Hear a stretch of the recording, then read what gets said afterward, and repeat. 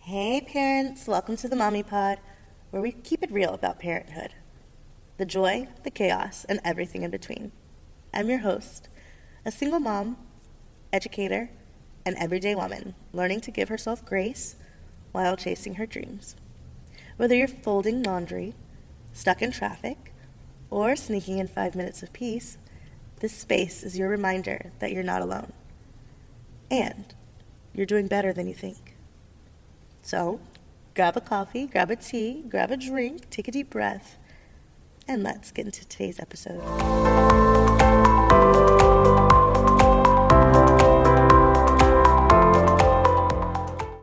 All right. Hi, everyone. Welcome back to the Mommy Pod. This episode is a little different because today we're talking about something that is really real and really uncomfortable, and something that could honestly happen to any one of our kids. One decision, one moment, one choice made out of frustration, and suddenly life changes forever. Today's guest, Matthew Melvin, shares his story of going from working a regular job to making a decision that led him to prison. But this isn't just about what he did, it's about why. It's about feeling unheard. It's about mental health. And it's about how we raise our kids to pause and think and choose differently. So let's get into it. Matthew, thank you for joining us on the Mommy Pod. Thank you so much for having me on the show.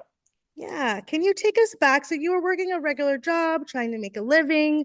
What was going on in your life emotionally and mentally before everything happened? That's a loaded question. Unresolved anger, resentment, hatred, feeling bullied. In 2004, I worked at a car dealership, Freedom Nissan in South Burlington, Vermont. They didn't pay me my commissions. I impulsively chose to try to sell one of their cars, got caught. Instead of going through the mental health court, Judge Jeffrey Crawford and Bob Wolford, who I saw when he worked at Howard Mental Health,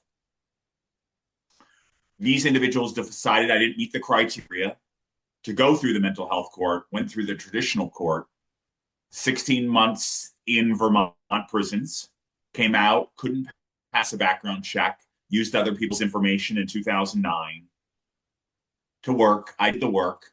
The government pursued me for 6 years, got a grand jury indictment against me in 2016.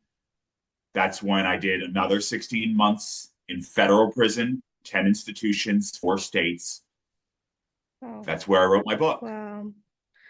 Oh my gosh. So you felt overlooked growing up and in that job, and you felt taken advantage of.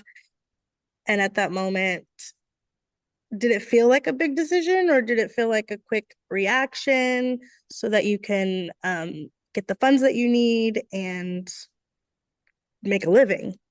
All of my decisions have been impulsive.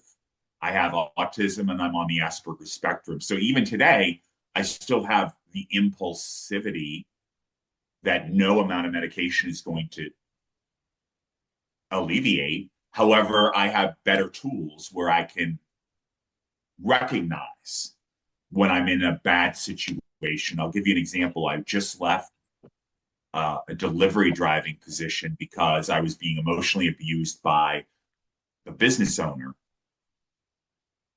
And I was able to identify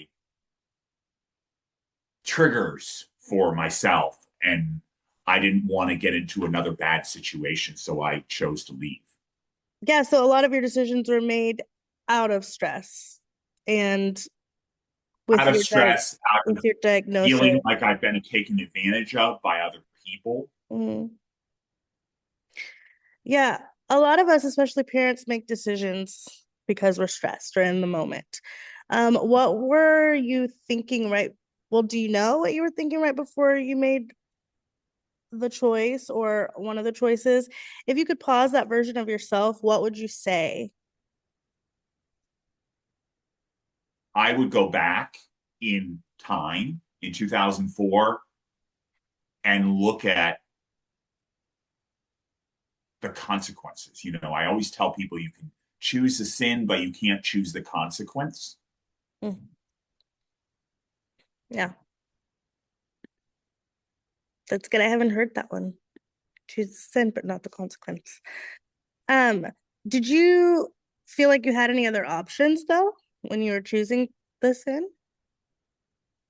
At that moment, I don't think so, but you're asking me to reflect on something that occurred 22 years ago.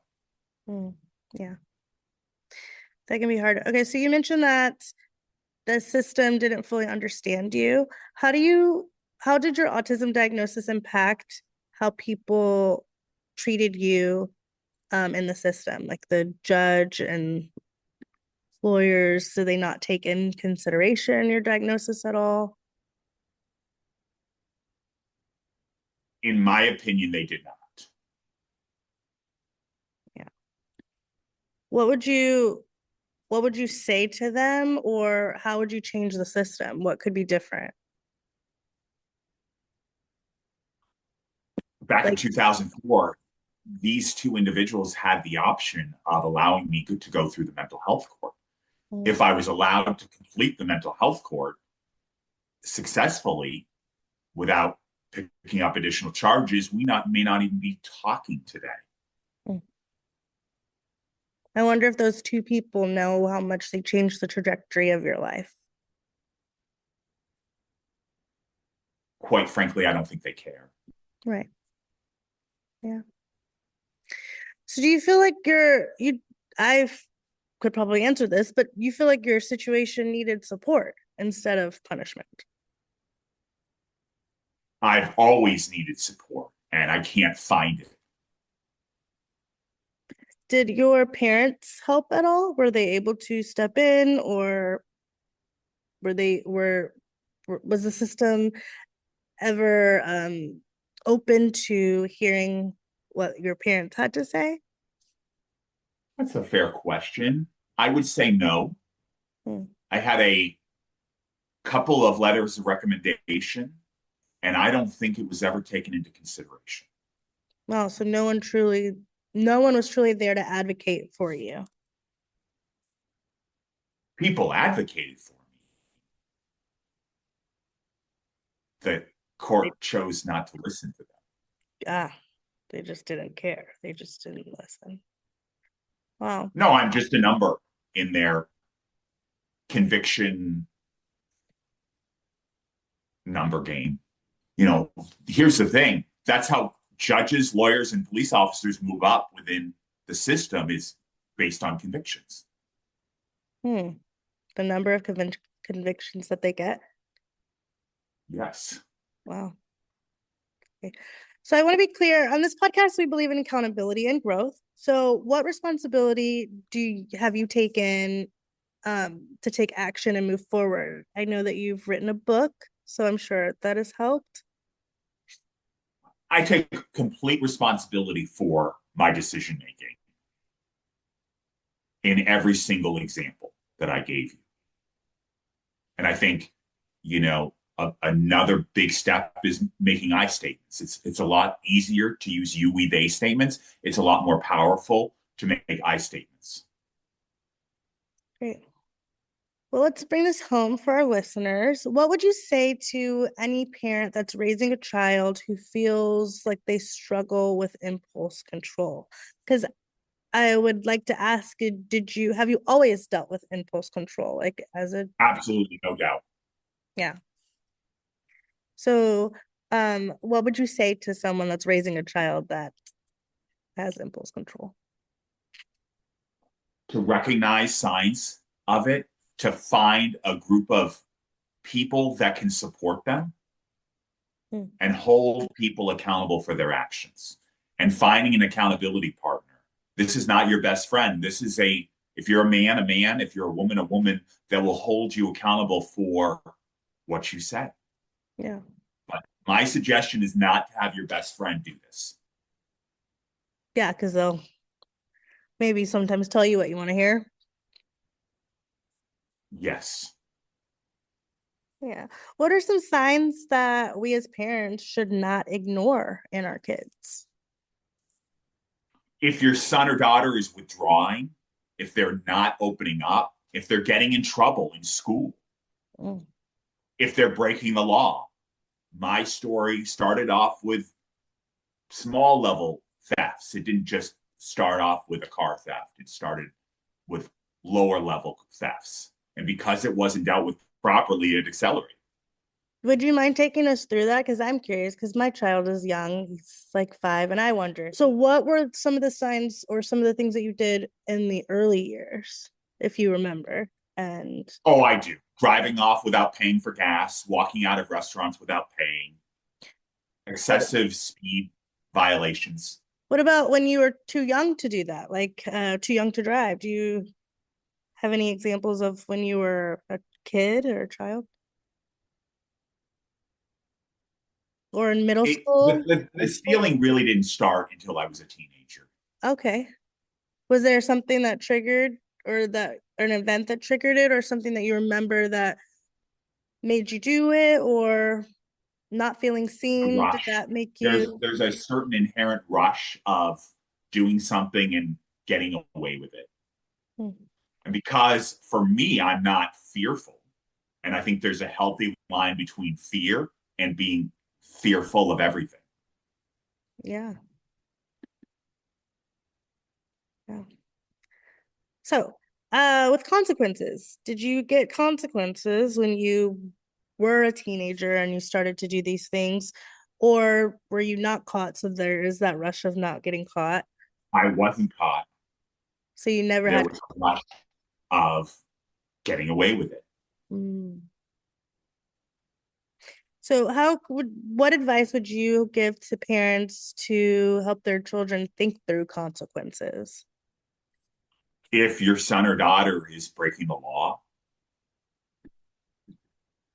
something needs to happen to wake them up, whether you need to bring them down to juvenile hall to spend a couple of nights, whether you need somebody like me to talk to them about what I've gone through, the torture I went through in prison, Mm, which was a wake up call.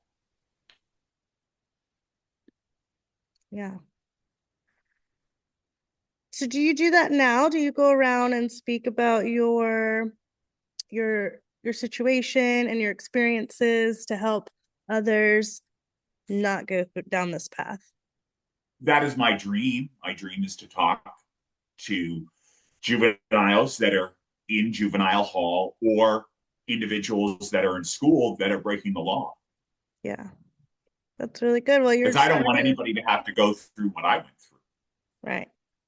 You're starting now. That's great. Getting your story out there and talking to parents, and parents are going to listen to this and use this advice to help rear up their children in the right way. So thank you so much.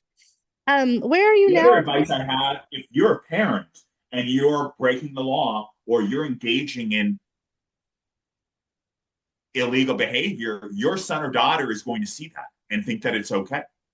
Yep. So you as a parent need to be morally right and be honest with what's going on. Yeah, 100%. And take ownership. If you make a mistake, admit it. Because if you don't, it'll be exposed at some point. You know, all secrets will be revealed. Yes. It's better to be upfront and honest than it is to try to explain a secret or explain a situation when it was a secret. So where are you now with rebuilding your life? And hopefully you will get, I believe you'll get speaking gigs because you've done such a great job so far with speaking with me. Um, what are your goals or what are you, yeah, I'll start with one question. What does rebuilding your life look like? Making an impact, giving back to the community, Okay. allowing people to think about consequences. Mhm. Very good. And I don't want to have anybody end up where I ended up. Prison is not a safe, fun place for anyone, and it's not a game. um, what do you want people to understand about second chances? Everybody makes a mistake. Whether you went to prison or not, we all make bad decisions. Mhm. The key is how we learn from it. Because the definition of insanity is doing the same thing repeatedly and expecting different results. I'll give you an example. If somebody's caught drunk driving, that wasn't their first time driving drunk. That was the first time they got caught. Guarantee you they've driven drunk at least 3 or 4 times before that. Mhm. Right. Yeah. So look out for the signs. Look for the signs. Matt, where can our listeners find you, and where can they get your book? And can Bullied Behind Bars, a gay Christian Trump supporter goes to prison. You can follow me on Instagram, Bullied Behind Bars, X, Bars Bullied, Facebook, Matthew.Melvin.5621. Email me, bulliedbehindbars@gmail.com. I'd love to hear from you.